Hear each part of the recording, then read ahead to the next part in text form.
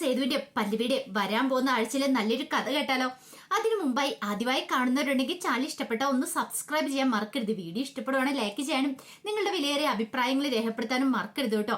അങ്ങനെ നമ്മൾ കാണുന്ന ഒടുവില് രാജലക്ഷ്മിയെ പൂർണിമ വിളിച്ചിട്ടുണ്ടായിരുന്നു പൊന്നുമടത്തിലേക്ക്. എനിക്ക് കുറച്ച് കാര്യങ്ങളൊക്കെ സംസാരിക്കാനുണ്ട്, വരണമെന്നും പറഞ്ഞ്. അങ്ങനെ പൊന്നുമടത്തിലേക്ക് രാജലക്ഷ്മി വരുവാണ്.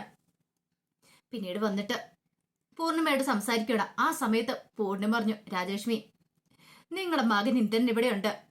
അവനെ കുടുംബത്തോട് ചെയ്ത ദ്രോഹം എന്താണെന്നറിയാലോ. പക്ഷേങ്കില് വീണ്ടും അവനെ ഇവിടേക്ക് തന്നെ കൂട്ടിക്കൊണ്ട് വന്നിരിക്കുകയാണ് സേതു. അതെന്തുകൊണ്ടാണെന്ന് നിങ്ങൾക്കറിയാവോ? നിങ്ങളുടെ മകന് ആത്മഹത്യാശ്രമം നടത്തി. അങ്ങനെ വീണ്ടും കൊണ്ടുവന്നിരിക്കുക. അവനെ നേരെയാക്കാനുള്ള പുറപ്പാടില്ല. പക്ഷെ എനിക്ക് നല്ല ഭയമുണ്ട് അവൻ ഇവിടെ നിൽക്കുന്നതുകൊണ്ട്. അതുകൊണ്ട് ഞാൻ ഒരു കാര്യം പറയാം, നിങ്ങൾ നിങ്ങളുടെ മകനെ വിളിച്ചുകൊണ്ട് ഇവിടുന്ന് പോണെന്ന് പറഞ്ഞു. അത് കേട്ട് കഴിഞ്ഞപ്പോ രാജലക്ഷ്മി പറഞ്ഞു, അത് പിന്നെ പൂർണിമേ, എനിക്ക് എന്ത് ചെയ്യാൻ പറ്റും? ഞാനൊരു അമ്മയായി പോയില്ലേ, എനിക്ക് അവന്റെ കാര്യം മാത്രം നോക്കിയാൽ പോരാ. അവന്റെ അനുജൻ ഒരാളുണ്ട്, വിശ്വം. അവനെ അവന്റെ ഭാര്യയും കൂടെ നോക്കണം. അല്ലെങ്കിലും കല്യാണം കഴിഞ്ഞ് അവൻ ഇങ്ങോട്ടേക്കല്ലേ ഋതുവിന്റെ കൈയും പിടിച്ചുകൊണ്ട് വന്നത്. അന്നൊന്നും ഈ പറയുന്ന പൂർണിമ അവനെ ഇവിടെ നിന്ന് ഇറക്കി വിട്ടില്ലല്ലോ. അതെന്തുകൊണ്ടാ വിടാതിരുന്നേ? അല്ലെങ്കിൽ അന്ന് പൂർണിമയ്ക്ക് പറയാൻ മേലായിരുന്നോ? കല്യാണം കഴിഞ്ഞിട്ടുണ്ടെങ്കിൽ ഭാര്യ വീട്ടിലല്ല വന്നിരിക്കുന്നേ, ഭർത്താവിന്റെ വീട്ടിലാണ്. നിങ്ങളുടെ മോളെയും കാര്യങ്ങളൊക്കെ പറഞ്ഞ് മനസ്സിലാക്കി അങ്ങോട്ടേക്ക് തിരിച്ചു വിടണ്ടായിരുന്നോ? അന്ന് അതൊന്നും പൂർണിമ ചെയ്തില്ലോ എന്ന് പറഞ്ഞു. പൂർണിമയ്ക്ക് ഉത്തരം മുട്ടി. അപ്പോഴേക്കും രാജലക്ഷ്മി പറഞ്ഞു, എന്താണെങ്കിലും എനിക്ക് അവനെ കൂട്ടിക്കൊണ്ടു പോകാൻ ഭയങ്കര ബുദ്ധിമുട്ടുണ്ട്. ഞാൻ അവനെ വീട്ടിൽ നിന്ന് ഇറക്കി വിട്ടാ നിങ്ങളൊരു കാര്യം ചെയ്യാം, നിങ്ങൾ അവനെ വീട്ടിൽ നിന്ന് ഇറക്കി വിട്ടോ, എനിക്ക് അവന്റെ ഒരു കാര്യം ഇനി അറിയണ്ടാന്ന് പറഞ്ഞു. അത് കേട്ടപ്പം പൂർണിമ പറഞ്ഞു, അല്ല, നിങ്ങളുടെ മകനാണ് ആത്മഹത്യ ചെയ്യാൻ ശ്രമിച്ചത്. ആ സമയത്ത് സേതുവും പല്ലവി അവിടെ എത്തിയില്ലായിരുന്നെങ്കിൽ, ശരിക്കും പറഞ്ഞാല് സേതുവിനോടും പല്ലവിയോടും എത്ര ദ്രോഹം ചെയ്തിട്ടുണ്ടെന്നറിയാവോ അവന്. എന്നിട്ട് അവര് തന്നെ വേണ്ടി വന്ന് രക്ഷിക്കാനായിട്ട്. അത് കേട്ടപ്പോ രാജലക്ഷ്മി പറഞ്ഞു, കാര്യം ശരിയായിരിക്കും, പക്ഷെ എനിക്ക് അവനെ വീട്ടിൽ കയറി താമസിപ്പിക്കാനായിട്ട് ബുദ്ധിമുട്ടുണ്ട്, എനിക്ക് അവനെ അംഗീകരിക്കാൻ പറ്റില്ല എന്ന് പറഞ്ഞു. ഇത് ഇന്ദ്രൻ കേട്ടു. ഇന്ദ്രന് മനസ്സിലായ തന്റെ പെറ്റമ്മയ്ക്ക് പോലും തന്നെ വേണ്ട, അവിടുന്ന് ഇറക്കി വിട്ട അല്ലെങ്കിലും വീട്ടിൽ നിന്ന് ഇനി ആ പടിക്കകത്തേക്ക് കയറിക്കിടന്ന് പറഞ്ഞുകൊണ്ട്. പിന്നീട് രാജലക്ഷ്മി പറഞ്ഞു, അവൻ അവിടെ വന്നിട്ടുണ്ടെങ്കിലും എനിക്ക് അവനെ നോക്കിയിരിക്കാൻ പറ്റില്ല. അവിടെ ഗർഭിണിയായൊരു പെണ്ണുണ്ട് പാറു, എനിക്ക് അവളുടെ കാര്യം നോക്കണം. എനിക്ക് അവളെ തനിച്ചിരുത്തിയിട്ട് ഒരിടത്തേക്ക് പോകണമെങ്കിൽ എനിക്ക് സമാധാനത്തോടെ പോകാനൊന്നും പറ്റില്ല. നിങ്ങൾക്ക് ഇവിടെ പറ്റില്ലെങ്കിൽ എങ്ങോട്ടാന്ന് വെച്ചാൽ അവനെ ഇറക്കി വിട്ടേക്ക്. ഈ കാര്യം പറയാനാണെങ്കിൽ ഫോണിൽ കൂടെ പറഞ്ഞ പോരായിരുന്നോ? എന്നെ ഇങ്ങോട്ടേക്ക് വിളിപ്പിക്കേണ്ട കാര്യമൊന്നും ഇല്ലായിരുന്നല്ലോ എന്നൊക്കെ പറഞ്ഞു. ആ സമയത്ത് പൂർണിമ പറഞ്ഞു, നിങ്ങളുടെ മകന്റെ കുഞ്ഞ് എന്റെ മോളുടെ വയറ്റിലുണ്ട്, ആ കാര്യം ഓർമ്മയുണ്ടോന്ന് ചോദിച്ചു. അതും നല്ല ഓർമ്മയുണ്ട്. അവൾക്ക് അതിന് അവിടെ വന്ന് നിൽക്കാൻ താല്പര്യമില്ലല്ലോ. അവൾ എന്റെ കൈപ്പിടിയിൽ ഒതുങ്ങില്ല. അവൾക്ക് അവിടെ നിൽക്കാൻ ബുദ്ധിമുട്ടാ. മര്യാദക്കാണെങ്കിൽ അവിടെ നിൽക്കാം. ഇപ്പൊ കണ്ടില്ലേ പല്ലവിയുടെ അനുജത്തി പാറു, അവൾ നല്ല സന്തോഷത്തോടെ അവിടെ കഴിയുന്നേ. എന്തുകൊണ്ടാ? അവൾ എന്നെ അംഗീകരിച്ചു കഴിഞ്ഞു. അത് മാത്രമല്ല, ഞാൻ അവളെ മകളെ പോലെയാ കാണുന്നേ. പക്ഷെ നിങ്ങളുടെ മോളുണ്ടല്ലോ, അവൾക്ക് ഇത്തിരി അഹങ്കാരം കൂടുതലാ. ഞാൻ പറയുന്നല്ല, ആര് പറയുന്ന അവൾ അനുസരിക്കത്തൊന്നുമില്ല. അതുകൊണ്ട് എനിക്ക് അവളെ മൈൻഡ് ചെയ്യേണ്ട കാര്യമൊന്നും ഇല്ല എന്നൊക്കെ പറഞ്ഞിട്ട് രാജലക്ഷ്മി പോകുന്നവിടുന്ന്. എന്ത് ചെയ്യണമെന്ന് അറിയില്ലായിരുന്നു പൂർണിമയ്ക്ക്. എങ്ങനെയെങ്കിലും രാജലക്ഷ്മിയെ വിളിപ്പിച്ച് ആ കൂടെ എന്തെന്നെ പറഞ്ഞു വിടാന്ന് ഓർത്തതാ. പക്ഷെ അതൊന്നും നടന്നില്ല. ഈ സമയത്ത് ശ്രീകാന്തിനെ കാണാനായിട്ട് മയൂരി പോകുന്നുണ്ട്. അങ്ങനെ ശ്രീകാന്തുമായിട്ട് സംസാരിക്കണം. ശ്രീകാന്ത് മയൂരിക്ക് വാക്കുകൊടുത്തു, എന്റെ ജീവിതത്തിൽ ഒരു പെണ്ണുണ്ടെങ്കിൽ അത് നീ മാത്രമായിരിക്കുമെന്ന്. അപ്പൊ അവര് ഫോൺ വിളിച്ച് സംസാരിക്കാനൊക്കെ തുടങ്ങിയായിരുന്നു. പിന്നീട് മയൂരി പറഞ്ഞു, ശ്രീകാന്തിനെ അറിയാലോ, നമ്മൾ തമ്മിലുള്ള വിവാഹം നടക്കണമെങ്കിൽ എൻ്റെ അച്ഛനും അമ്മയും രജിസ്റ്റർ ചെയ്ത പേപ്പർ കൊടുക്കണമെന്നാണ് ശ്രീകാന്തിന്റെ അമ്മാവൻ പറഞ്ഞിരിക്കുന്നത്. അതിന് കിട്ടുമല്ലോ, അങ്ങനെയൊന്നും എനിക്കറിയില്ല. അപ്പോഴേക്കും ശ്രീകാന്ത് പറഞ്ഞു, അതൊന്നും ഓർത്ത് മയൂരി വിഷമിക്കണ്ടെന്ന് പറഞ്ഞു. അപ്പോഴേക്കും മയൂരി പറഞ്ഞു, ഞാൻ നോക്കിയിട്ട് നല്ല അവസരമായിട്ടാണ് തോന്നുന്നത്, എൻ്റെ അമ്മയും അച്ഛനെയും കൂടെ ഒന്നിപ്പിക്കാനായിട്ട് ഒരു നല്ല അവസരമായിട്ടാണ് തോന്നുന്നത്. അങ്ങനെയാണെങ്കിൽ അവർ ഒന്നിക്കണം, നല്ല കാര്യമായിരുന്നു പറഞ്ഞു. അങ്ങനെ അവർ സംസാരിച്ച് നിൽക്കേണ്ട സമയത്താണ് വേണുഗോപാൽ അതിലൂടെ വരുന്നേ. വേണുഗോപാൽ ഈ കാഴ്ച കണ്ടു. സഹിച്ചില്ല വേണുഗോപാലിന്. അങ്ങോട്ടേക്ക് വന്നിട്ട് മയൂരിയുടെ കയ്യെ പിടിച്ചു. എന്നിട്ട് പറഞ്ഞു, പോയി വണ്ടിയെ കയറിയെന്ന് പറഞ്ഞു. അപ്പോഴേക്കും മയൂരി പറഞ്ഞു, ദേശാ എന്റെ കയ്യേന്ന് വിട, ഞാൻ പ്രായപൂർത്തിയായ ഒരു പെൺകുട്ടിയാന്ന് പറഞ്ഞു. നിനക്കെന്താടി ഇവനുമായിട്ട് ഇവിടെ കാര്യം? പിന്നീട് ശ്രീകാന്തിനെ തല്ലാൻ തുടങ്ങുകയാണ്. അപ്പോഴേക്കും മയൂരി ആ കയ്യിലേക്ക് അങ്ങോട്ട് കയറി പിടിച്ചു. ദേശാ അനാവശ്യമായിട്ട് ശ്രീകാന്തിനെ ഉപദ്രവിച്ചാലുണ്ടല്ലോ, മുമ്പ് അച്ഛൻ ശ്രീകാന്തിനെ ഉപദ്രവിച്ചു, അന്ന് ഞാൻ നോക്കിയിരുന്നു. പക്ഷെ ഇനി അത് പറ്റില്ല, എന്നെ വിവാഹം കഴിക്കാൻ പോകുന്ന ആളാ ഇത്. അത് കേട്ടപ്പോ വേണുഗോപാലും ഞെട്ടിപ്പോയി. ഇത്രയ്ക്ക് പ്രതീക്ഷിച്ചിട്ടുണ്ടായിരുന്നില്ല ശക്തമായിട്ട് മയൂരി എതിർക്കൂന്നുള്ള കാര്യം. ആ സമയത്ത് ശ്രീകാന്തൻ അന്താളിപ്പോടുകൂടി മയൂരിയെ നോക്കണം. അവനും മനസ്സിലായി ഇവിടെ രണ്ടും കൽപ്പിച്ചാണ് മയൂരി എന്നുള്ള കാര്യം. ആ സമയം വേണുഗോപാൽ പറഞ്ഞു, നിനക്ക് ഇത്രയ്ക്ക് അഹങ്കാരം അല്ലേ? നീ വീട്ടിലേക്ക് വാടി, നിന്നെ കാണിച്ചു തരാന്നൊക്കെ പറഞ്ഞു. പക്ഷെ അതൊന്നും കാര്യമാക്കാൻ പോയില്ല മയൂരി ശ്രീകാന്തിന്റെ ബൈക്കിന്റെ പിന്നിലേക്ക് കേട്ട് പറഞ്ഞു ബൈക്ക് എടുക്കാൻ പറഞ്ഞു. അങ്ങനെ കൂടെ പോകുന്ന കണ്ടപ്പോ വേണുഗോപാലിനെ സഹിച്ചില്ല. വല്ലാത്തൊരു ബുദ്ധിമുട്ടായിപ്പോയി. ഇത്രയ്ക്ക് വലിയൊരു തിരിച്ചടി വേണുഗോപാലിന് കിട്ടാനുണ്ടായിരുന്നില്ല. വേണുഗോപാൽ വിചാരിച്ചുകൊണ്ടിരുന്നേ താൻ പറയുന്ന അനുസരിച്ച് മയൂരി നിൽക്കുന്ന. പക്ഷെ ഇങ്ങനൊരു മയൂരി ഒരു തീരുമാനം എടുത്തപ്പോ സഹിച്ചില്ല. അതേസമയം ഋതുവിനെ ഫോളോ ചെയ്ത് പോവാണ് സേതുവും പല്ലവിയും ശ്രീഹരിയും കൂടെ. അങ്ങനെ കുറച്ച് ദൂരം ചെന്ന് കഴിഞ്ഞപ്പോഴത്തേനും അവള് കയറിയ ഓട്ടോറിക്ഷയിലേക്ക് കയറിയ ഓട്ടോറിക്ഷയിലേക്ക് ഒരു സ്ത്രീ കയറുന്നുണ്ട്. അപ്പൊ രാജമ്മയാണ് കയറിയത്. രാജമ്മ റോഡ് സൈഡ് കാത്തിരിക്കുന്നുണ്ടായിരുന്നു ഋതുവിനെ. പിന്നീട് ഓട്ടോ അങ്ങോട്ട് പോയി. അപ്പൊ ആ ഓട്ടോയെ ഫോളോ ചെയ്ത് ശ്രീഹരിയും പോകുന്നുണ്ട്. ഒരു ഗ്യാപ്പ് ഇട്ടാ പോകുന്നേ. ഒരു കാരണവശാലും തിരിഞ്ഞു നോക്കിയാൽ പോലും അവൾ കാണില്ലെന്നുള്ള രീതിയിൽ. അങ്ങനെ കുറച്ച് ദൂരം ചെന്ന് കഴിഞ്ഞപ്പോഴത്തേനും ഒരു സൈഡിൽ വണ്ടി ഒതുക്കി. പിന്നീട് അവർ രണ്ടുപേരും കൂടെ അകത്തേക്ക് അങ്ങോട്ട് കയറി പോകുന്നുണ്ട്. ആ സമയത്ത് ശ്രീഹരിയോട് പല്ലവി പറഞ്ഞു, ശ്രീഹരി ഓട്ടോ ഇവിടെ ഒതുക്കി നിർത്തിക്കോ, നമുക്ക് ഫോളോ ചെയ്ത് പോവാന്ന് പറഞ്ഞു. അങ്ങനെ അവര് പോയ വഴിയെ കൂടെ ഇവരും ചെല്ലുവാണ്. ഈ സമയത്ത് രാജമ്മയ്ക്ക് ഭയങ്കര സന്തോഷമായിരുന്നു. ഇവളെ വെച്ച് കുറച്ച് പൈസ ഉണ്ടാക്കാം എന്നൊരു ചിന്തയായിരുന്നു. അങ്ങനെ രണ്ടുപേരും കൂടെ അങ്ങോട്ട് പോയി. ഇച്ചിരി കഴിഞ്ഞപ്പോ ഋതു അങ്ങ് നടക്കുന്ന സമയത്ത് ജസ്റ്റ് തിരിഞ്ഞു നോക്കിയപ്പോഴാണ് പല്ലവിയെ കാണുന്നേ. അപ്പോഴേക്കും ഋതു പെട്ടെന്ന് രാജമ്മയോട് പറഞ്ഞു, ഇത് ചേച്ചി അപകടമാണ് ആ വരുന്നത്. കാരണം അവരൊരു കാരണവശാലും ഇങ്ങോട്ടേക്ക് വരാൻ പാടില്ല, എന്നെ കണ്ടിട്ട് പ്രശ്നമാണെന്ന് പറഞ്ഞു. രാജം പറഞ്ഞു, മോളെ നമുക്ക് പെട്ടെന്ന് പോകാന്ന് പറഞ്ഞ് ഋതുവിന്റെ കയ്യിലേക്ക് കയറി പിടിക്കുകയാണ്. ആ സമയം പല്ലവി ശ്രീഹരിയോട് പറഞ്ഞു, ശ്രീഹരി ഇത് ശരിയായിട്ടുള്ള കാര്യമല്ല. അവൾ ഇങ്ങോട്ടേക്ക് വന്നിട്ടുണ്ടെങ്കിൽ എന്തോ മനസ്സിൽ ഉറപ്പിച്ചിട്ടാണ്. അവൾ എന്തോ വലിയ അപകടത്തിലേക്കാണ് പോകാൻ പോകുന്നേ. കണ്ടില്ലേ, ഒരു ഹോസ്പിറ്റലിലേക്കാണ് വന്നിരിക്കുന്ന, ഒരു ക്ലിനിക്കിലേക്ക്. മിക്കവാറും അവളുടെ വയറ്റിൽ പെടുന്ന കുഞ്ഞിനെ ഇല്ലാതാക്കാനായിരിക്കും. അവളെ നമുക്ക് രക്ഷിക്കണമെന്നൊക്കെ പറഞ്ഞു. അവര് പിന്നാലെ ഋതു എന്ന് പറഞ്ഞ് വിളിച്ചോണ്ട് ഓടുവാണ്. ഋതു നിന്നില്ല, ഋതു പോയി. പക്ഷെ പല്ലവി അങ്ങനെ വിട്ടുകൊടുക്കാൻ ഉദ്ദേശിച്ചിട്ടുണ്ടായിരുന്ന പല്ലവി അവരുടെ പിന്നാലെ ഓടി ചെല്ലുവാണ്. ഋതുവിന് അധിക ദൂരം അങ്ങോട്ടേക്ക് ഓടാൻ പറ്റുമായിരുന്നില്ല. ഒടുവില്ല പിടികൂടി ഋതുവിനെ കൈയോടെ പിടികൂടുകയാണ്.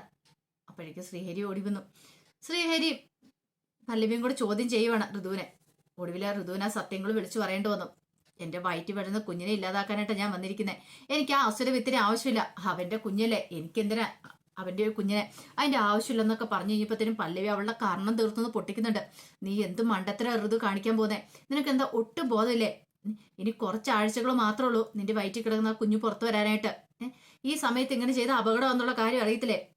അതിന് ഡോക്ടർ കുഴപ്പമില്ലെന്ന് പറഞ്ഞല്ലോ. ഏത് ഡോക്ടർ പറഞ്ഞ ഒന്ന് അവരെ ഒന്ന് കാണട്ടെ എന്നൊക്കെ പറഞ്ഞു. അപ്പോഴേക്കും രാജമ്മ പേടിച്ചു പോയി. പിന്നീട് ഋതുവിന്റെ കൈയും പിടിച്ചിട്ട് ആ ഡോക്ടറെ കാണാനായിട്ട് അങ്ങോട്ട് കയറി ചെല്ലുകയാണ് പല്ലവി. പിന്നീട് ഡോക്ടറുടെ കാര്യങ്ങൾ തിരക്കാണ്. ശരിക്കും ഡോക്ടർ അപ്പൊ പേടിച്ചു പോയി. ഇത് പ്രശ്നമാവൂല്ലോ എന്ന് മനസ്സിൽ വിചാരിക്കണം. അപ്പോഴേക്കും പല്ലവി പറഞ്ഞു, ദേ നിങ്ങൾ എന്തേലും ചെയ്ത് എന്റെ ഋതുവിന്റെ വയറ്റിൽ വരുന്ന കുഞ്ഞിന് എന്തേലും സംഭവിച്ചു പോയിട്ടുണ്ടായിരുന്നെങ്കിൽ നിങ്ങളെ വെറുതെ വിടത്തില്ലായിരുന്നു. ഓഹോ, അപ്പൊ നിങ്ങൾ എന്നെ ഋതുവിനെ അപകടപ്പെടുത്താൻ ശ്രമിച്ചെന്നല്ലേ എന്നൊക്കെ ചോദിച്ചുകൊണ്ട് പല്ലവി അവിടെ കിടന്ന് ചീറുവാണ്. ഒടുവില് ഋതുവിനെ രക്ഷിച്ചോണ്ട് അവിടുന്ന് പല്ലവി ഇറങ്ങി പോരുന്നേ. ഉദ്ദേശിച്ച കാര്യം നടക്കാതെ തോന്നിയപ്പോ രാജമ്മയ്ക്ക് നല്ല സങ്കടമായി. കുറച്ച് പൈസ കിട്ടേണ്ടതായിരുന്നു, അത് കിട്ടിയില്ലല്ലോ. അങ്ങനെ ഋതുവിനും കൂടെ വീട്ടിൽ വന്നിട്ട് പിന്നീട് പൂർണിമയുടെ കാര്യങ്ങൾ പറയുന്നേ. അപ്പൊ പൂർണിമയ്ക്കൊന്നും അറിയത്തുണ്ടായിരുന്നില്ല ഋതു എങ്ങോട്ടാ പോയെന്നുള്ള കാര്യം. അതുപോലെ തന്നെ സേതുവിനും ഋതുവിനെ കൂട്ടിക്കൊണ്ട് പല്ലവി ശ്രീഹരി വീട്ടിൽ വന്നു കഴിഞ്ഞപ്പോഴാണ് അവര് കാര്യങ്ങളൊക്കെ അറിയണേ. ഋതുവിനാണ് ആകപ്പെടെ ഭ്രാന്ത് പിടിച്ച മട്ടിലായിരുന്നു. പക്ഷെ ഇന്ദ്രന് ഇതൊന്നും അറിഞ്ഞിട്ടുണ്ടായിരുന്നില്ല. കുറച്ച് കഴിഞ്ഞപ്പോഴത്തേനും ഋതുവിനെ വിളിച്ച് മാറ്റിയെടുത്ത് ഉപദേശിക്കുന്നുണ്ട് പല്ലവി. ഋതു നിന്റെ വയറ്റിൽ വരുന്ന ജീവനാണ്. അതെ, കുറച്ച് നാൾ കഴിഞ്ഞിട്ടുണ്ടെങ്കിൽ അത് പുറത്തു വരും. നീ അതിനിങ്ങനെ ഇപ്പൊ ക്രൂരമായിട്ട് നീ എന്തൊരു മഹാഭാവം ചെയ്യാൻ പോകുന്നതെന്നൊക്കെ ചോദിച്ചോണ്ട് മനസ്സ് മാറ്റാൻ ശ്രമിച്ചു. ഋതുവിനാണെങ്കിൽ വല്ലാത്തൊരവസ്ഥയായിരുന്നു. അങ്ങനെ അന്നത്തെ ദിവസം അങ്ങോട്ട് കഴിഞ്ഞുപോയി. പിറ്റേ ദിവസം ഋതു അടുക്കളയിൽ നിൽക്കുകയാണ്. അപ്പൊ അച്ചു അങ്ങോട്ടേക്ക് വന്നു. ഋതു ആകെപ്പാടെ ആലോചിച്ചുകൊണ്ട് നിൽക്കുന്നുണ്ട്. അപ്പം അച്ചു പറഞ്ഞു, എന്താ ഋതു, നിനക്കിത് എന്താ പറ്റിയത്? നീ എന്താ അങ്ങനെയൊക്കെ ചിന്തിക്കണേ? ദേ ഒരു കാരണവശാലും ആ കുഞ്ഞിനെ നശിപ്പിക്കാൻ നീ നോക്കരുത് എന്നൊക്കെ പറഞ്ഞിട്ട് ഒരു ഉപദേശവും കൊടുക്കുന്നുണ്ട്. അപ്പോഴാണ് ഇന്ദ്രൻ അങ്ങോട്ടേക്ക് വരുന്നത്. ഇന്ദ്രൻ വന്നിട്ട് ഋതു എനിക്കൊരു ചായ വേണമെന്ന് പറയണം. അത് കേട്ട് കഴിഞ്ഞപ്പോഴത്തേനും ഋതുവിന് ഭ്രാന്ത് പിടിച്ചു പോയി. ഋതു എന്ത് ചെയ്തു, അവിടെ തിളച്ച കറി വാങ്ങി വെച്ചിട്ടുണ്ടായിരുന്നു. ആ കറി എടുത്ത് അവരെ മുഖത്തേക്ക് ഒഴിക്കാൻ തുടങ്ങുമ്പോഴത്തേനും സേതും പല്ലവി ഓടി വന്നിട്ട് ഋതുവിനെ പിടിക്കുകയാണ്. പിന്നീട് ഋതുവിനോട് പറഞ്ഞു, എന്താ ഋതു നീ ഇതെന്താ കാണിക്കണമെന്ന് ചോദിച്ചു. ദേ ഇവനെ എന്റെ കൺമുന്നിൽ പോലും കാണില്ല, ഇവനെ കണ്ടിട്ടുണ്ടെങ്കിൽ ഞാൻ കൊല്ലൂന്ന് പറയാണ്. എനിക്ക് ആകെപ്പാടെ സമനില തെറ്റി നിൽക്കുക. അത് കേട്ടപ്പം സേതു പറഞ്ഞു, എന്താ ഋതു നീ എന്താ ഇങ്ങനെയൊക്കെ കാണിക്കുന്നത് എന്നൊക്കെ പറഞ്ഞിട്ട് സേതുവും പല്ലവിയും കൂടെ ഒന്ന് ഉപദേശിക്കുന്നുണ്ട്. അതിനുശേഷം ഋതുവിനെ വിളിച്ചോണ്ട് പോയി, നീ ഒരവസരം താ, അവന് നല്ല മാറ്റമുണ്ട് ഇപ്പം. ഡോക്ടർ പറഞ്ഞിരിക്കുന്നത് അവനെ മാറ്റിയെടുക്കാൻ പറ്റുമെന്നാണ് പറഞ്ഞിരിക്കുന്നത്. ഞങ്ങൾ വേറെ ഡോക്ടറെ കൊണ്ട് കൺസൾട്ട് ചെയ്യിച്ചായിരുന്നു. നീ ഒന്ന് സമാധാനപ്പെട് എന്നൊക്കെ പറഞ്ഞ് ഇങ്ങനെ ആശ്വസിപ്പിക്കുകയാണ്.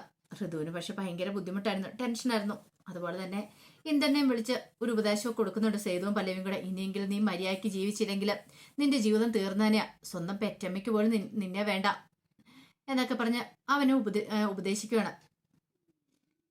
ഇതേ സമയത്ത് വേണുഗോപാൽ ആകെപ്പാടെ ടെൻഷനിലായിരുന്നു. കാരണം ചിന്തിക്കാൻ പറ്റുന്നതിലപ്പുറമായിരുന്നു മയൂരിയുടെ പ്രവൃത്തി. അതായിരുന്നു വേണുഗോപാലിനെ വല്ലാതെ അലട്ടിയത്.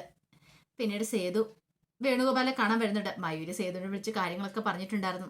അങ്ങനെ വേണുഗോപാലിനെ വന്ന് കണ്ട് സംസാരിക്കുകയാണ്. സാറേ, ഞാൻ പറയുന്നുണ്ടെന്ന് തോന്നരുത്. എന്തായാലും മയൂരി വിവാഹം കഴിക്കുമെങ്കിൽ അത് ശ്രീകാന്തിനെ മാത്രമായിരിക്കും. അങ്ങനെ വന്നിട്ടുണ്ടെങ്കിൽ സാറിന് ലക്ഷ്മിയമ്മ ഇങ്ങോട്ടേക്ക് വിളിച്ചുകൊണ്ട് വരേണ്ടതായിട്ട് വരും. സാറ് തന്നെ ശരിക്കും നാളം കിടുള്ളൂ. ഞാനെന്ന് ചോദിച്ചിട്ട് അവർ ചോദിച്ചിരിക്കുന്ന ഒരു വിവാഹ സർട്ടിഫിക്കറ്റ് ആണ്. അങ്ങനെയാണെങ്കിൽ ആ സർട്ടിഫിക്കറ്റ് കൊടുത്ത് അന്തസ്സോട് കൂടിയിട്ട് മയൂരിയുടെ ശ്രീകാന്തിന്റെ വിവാഹം നമുക്ക് രണ്ടു കൂട്ടർക്ക് നടത്തിക്കൂടെ എന്നൊക്കെ ചോദിച്ചു. ഒടുവിൽ വേണുഗോപാലെ അങ്ങനെ സമ്മതിക്കുകയാണ്. ലക്ഷ്മിയമ്മയെ വിവാഹം കഴിക്കാന്ന്. വിവാഹം രജിസ്റ്റർ ചെയ്യുവാണെങ്കിൽ സർട്ടിഫിക്കറ്റും കാര്യങ്ങളൊക്കെ കിട്ടുമല്ലോ. പിന്നീട് ലക്ഷ്മിയമ്മയുടെ അടുത്തേക്ക് സേതു വന്നു. സേതു വന്നിട്ട് പറഞ്ഞു, അതെ, നാളെ നിങ്ങൾ ഈ വീട്ടിൽ നിന്ന് ഇറങ്ങണം. നിങ്ങളോട് മുമ്പ് ഞാൻ പറഞ്ഞിരിക്കുന്ന കാര്യം എന്നൊക്കെ പറഞ്ഞു. അത് കേട്ടപ്പോൾ ലക്ഷ്മിയമ്മയ്ക്ക് ഭയങ്കര സങ്കടമായി. എന്ത് ചെയ്യണമെന്ന് പോലും അറിയില്ല. വല്ലാത്തൊരു ബുദ്ധിമുട്ടായിരുന്നു. അങ്ങനെ പിറ്റേ ദിവസമായി കഴിഞ്ഞപ്പോൾ ലക്ഷ്മിയമ്മ ടെൻഷൻ അടിച്ചിരിക്കുമ്പോഴത്തേനും പല്ലവി അങ്ങോട്ടേക്ക് വന്നു. പല്ലവി വന്നു കഴിഞ്ഞപ്പോഴത്തേനും ലക്ഷ്മിയമ്മ കരയുവാണ്. എന്താണെങ്കിലും അവൻ എന്നോട് അങ്ങനെ ചെയ്താലും ഞാൻ ഇത്രയ്ക്കൊന്നും പ്രതീക്ഷിച്ചില്ല. ലക്ഷ്മിയമ്മയെ സമാധാനിപ്പിക്കുകയാണ് പല്ലവി. സാരമില്ല, പോട്ടെ എന്നൊക്കെ പറഞ്ഞുകൊണ്ട് അങ്ങനെ ഒടുവിൽ ക്ഷേത്രത്തിലേക്ക് വിളിച്ചോണ്ട് പോവാണ്. അമ്മ, ഞാൻ ക്ഷേത്രത്തിൽ പോകുന്നുണ്ട്, അമ്മയും കൂടെ എൻ്റെ കൂടെ വരാൻ പറഞ്ഞു. അങ്ങനെ ക്ഷേത്രത്തിലേക്ക് വിളിച്ചോണ്ട് പോയി. ആ സമയത്ത് സേതു അങ്ങോട്ടേക്ക് വന്നു. കുറച്ച് കഴിഞ്ഞപ്പോൾ വേണുഗോപാലും മയൂരിയും ശൈലജയും അങ്ങോട്ട് വരുവാണ്. അവരെ കണ്ടു കഴിഞ്ഞപ്പോൾ തന്നെ ലക്ഷ്മിയമ്മയ്ക്ക് ഭയങ്കര സങ്കടമായി. മയൂരിയെ കണ്ടു കഴിഞ്ഞപ്പോൾ പിന്നീടാണ് ലക്ഷ്മിയമ്മ അറിയണേ തൻ്റെ വേണുവേട്ടനെ വിവാഹമാണ് നടക്കാൻ പോകുന്നത്. ക്ഷേത്രത്തിൽ വെച്ച് കഴുത്തി താലിയാർത്തി വിവാഹം രജിസ്റ്റർ ചെയ്യാൻ പോകുന്നുള്ള കാര്യം അത് അറിഞ്ഞു കഴിഞ്ഞപ്പോഴത്തേനും ലക്ഷ്മിക്ക് ഭയങ്കര സന്തോഷമായി. അതിന് മുൻകൈ എടുത്തോ സേതു ആന്നും കൂടെ അറിയുവാണ്. അങ്ങനെ ഒടുവില് വേണുഗോപാലും ലക്ഷ്മിയമ്മയും തമ്മിലുള്ള വിവാഹ ക്ഷേത്രത്തിൽ വെച്ച് നടക്കണം. ആൾക്കാരെന്ന് പറഞ്ഞാൽ പല്ലവി, സേതു, മയൂരി അവരൊക്കെ മാത്രമേ ഉണ്ടായിരുന്നുള്ളൂ. വേറെ ആരും ഇല്ലായിരുന്നു. അങ്ങനെ വിവാഹം നടന്നു. രജിസ്റ്ററിൽ ഒപ്പം വെച്ചു. ഭയങ്കര സന്തോഷമായി ലക്ഷ്മിയമ്മയ്ക്ക്. ഈ സമയത്ത് മയൂരി പറഞ്ഞു, ആരാന്നറിയാം അമ്മയുടെ വിവാഹത്തിന് മുൻകൈ എടുത്തേ? സേതുവേണ്ണാന്ന് പറഞ്ഞു. അമ്മ ഇത്രയൊക്കെ ദ്രോഹിച്ചിട്ട് പോലും സേതുവേണ്ണ ഇങ്ങനെ ഒരു തീരുമാനം എടുത്തിട്ടുണ്ടെങ്കിൽ അത് അമ്മ ഇഷ്ടമുള്ളതുകൊണ്ട് മാത്രമാന്ന് പറഞ്ഞു. ആ സമയം സേതു പറഞ്ഞു, ഞാൻ അതുകൊണ്ടൊന്നുമല്ല, മയൂരിയുടെ ജീവിതം തകരണ്ടെന്ന് കരുതിയിട്ടാന്ന് സേതു പറഞ്ഞു. സേതുവിന് പെട്ടെന്ന് അങ്ങനെ അംഗീകരിച്ചു കൊടുക്കാൻ പറ്റുന്നുണ്ടായിരുന്നില്ല. ലക്ഷ്മിയമ്മയ്ക്ക് എന്തായാലും കാര്യം മനസ്സിലായി. ഒടുവിലെ ലക്ഷ്മിയമ്മ സേതുവിനെ കെട്ടിപ്പിടിക്കുകയാണ്. എൻ്റെ മോനെ, നിന്നെ ഞാൻ മനസ്സിലാക്കാൻ വൈകി എന്നൊക്കെ പറഞ്ഞിട്ട് എന്നോട് ക്ഷമിക്കടാ, എനിക്കൊരു അബദ്ധം പറ്റിയതാന്ന് പറഞ്ഞിട്ട് അങ്ങനെ അവർ തമ്മിലുള്ള പ്രശ്നങ്ങളൊക്കെ മഞ്ഞുരുകുന്ന പോലെ അവസാനിക്കുകയാണ്. ഒടുവിൽ ലക്ഷ്മിയമ്മയും കൂട്ടിക്കൊണ്ട് വേണുഗോപാല് മേലെടുത്ത് വീട്ടിലേക്ക് പോകുന്ന മയൂരിക്ക് സന്തോഷമായി. തൻ്റെ അമ്മയെ കിട്ടിയല്ലോ. അതിനോടൊപ്പം തന്നെ ഇരട്ടി സന്തോഷം എന്ന് പറഞ്ഞാൽ ഇനി ശ്രീകാന്തുമായിട്ടുള്ള വിവാഹം നടത്താം. ശ്രീകാന്തിന്റെ വീട്ടുകാർക്ക് മാരിയ സർട്ടിഫിക്കറ്റ് വേണമെന്നാ പറഞ്ഞേ. ആ സർട്ടിഫിക്കറ്റ് ഉണ്ടെങ്കിൽ വിവാഹം നടത്താന്ന് പറഞ്ഞു. അത് കൊടുക്കുവാണെങ്കിൽ പ്രശ്നങ്ങൾ തീരുമല്ലോ എന്നൊരു ചിന്തയായിരുന്നു. അപ്പൊ അതിന്റെ വിശേഷങ്ങളൊക്കെയാണ് നമ്മൾ കാണാൻ പോകുന്നത്. ആ വിശേഷങ്ങൾക്കായി നമുക്ക് എല്ലാവർക്കും കാത്തിരിക്കാട്ടോ. ഒരിക്കലും കൂടി എല്ലാവർക്കും ശുഭരാത്രി നേർന്നുകൊണ്ട് നിർത്തുന്നു. നന്ദി.